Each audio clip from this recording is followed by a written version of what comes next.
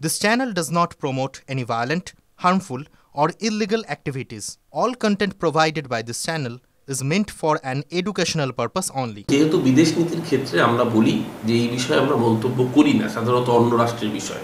এটা তো নরেন্দ্র মোদী নয় যে আপকি বার ট্রাম্প সরকার বলবে কোনো দলের নেতা, এটা উচিত নয়। অন্য রাষ্ট্রের বিষয়ে মন্তব্য করা সমীচীন নয়।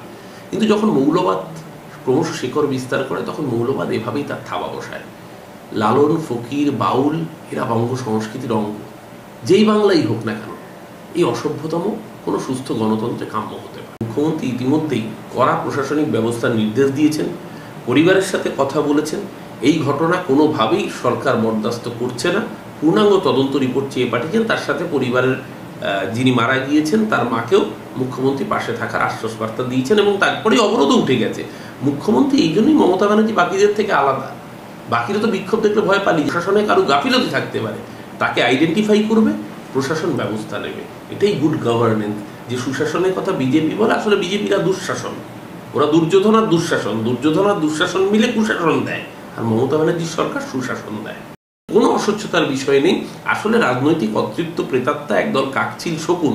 এই রামবামের যৌথ নেক্সাস, সেই নেক্সাসের একটা মাথা হচ্ছে বিকাশ ভট্টাচার্য, একটা মাথা হচ্ছে ফিরদৌস শামীম বা তরুণজ্যোতি তিওয়ারির মতো উকিলরা, আইনজীবীরা, যারা বারবার করে নিয়োগ প্রক্রিয়াটাকে ভেস্তে দেওয়ার চেষ্টা একটাই কারণে, যাতে নির্বাচনের আগে যদি নিয়োগ হয়ে যায় বাই চান্স, তাহলে তো পশ্চিমবঙ্গে নিয়োগ হচ্ছে না, এই প্রচারটা করা যাবে না। রাহুল গান্ধীর নেতৃত্বে ভারতীয় জাতীয় কংগ্রেস সেইভাবে দাঁত ফোটাতে ব্যর্থ। সেটা মহারাষ্ট্র হোক, হরিয়ানা হোক, দিল্লি হোক বা বিহার হোক, সেই জায়গায় ক্রেডিবল মুখ কি? মমতা বন্দ্যোপাধ্যায়। প্রশ্নটা কংগ্রেসের মানা বা না মানার উপর ডিপেন্ডই করবে না। প্রশ্নটা ভারতবর্ষের জনগণ মানছে কিনা, যে বিজেপির বিরুদ্ধে বিজেপিকে হারাতে পারে কে? মমতা ব্যানার্জি, পরীক্ষিত শক্তি। প্রশ্নটা ভারতের 140 কোটি মানুষের মানা বা না মানার। যারা বিজেপিকে সরাতে চায় তারা দেখছে যে বিজেপিকে রুখতে পারে, বিজেপিকে হারাতে পারে এক এবং একমাত্র মমতা বন্দ্যোপাধ্যায়।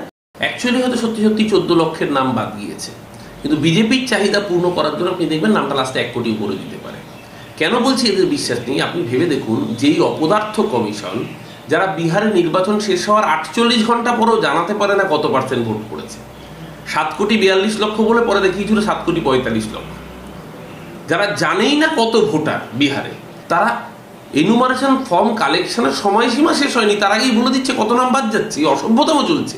মানে বিজেপির এজেন্ডাকে স্যাটিসফাই করার জন্য ওপরে গণেশ কুমার, নিচে এই মনোজ আগরওয়াল, এরা বসে রয়েছে বিজেপির হয়ে ভোট চুরি করার জন্য। একটা জিনিস বুঝতে হবে, মানুষ যখন বিপদে পড়ে খড়কুটোকেও আঁকড়ে ধরার চেষ্টা করে। বিজেপি নেতারা ভুল বোঝাচ্ছেন। মমতা বন্দ্যোপাধ্যায় সেই বার্তাটাই দিয়েছেন যে এদের প্রচারে প্রভাবিত হবেন না, কারণ এদের প্রচারে প্রভাবিত হওয়ার অর্থই হলো আপনি আসলে নিজেকে বেনাগরিক বলে ঘোষণা করলেন, এতে বিপদ বাড়বে বই কমবে না।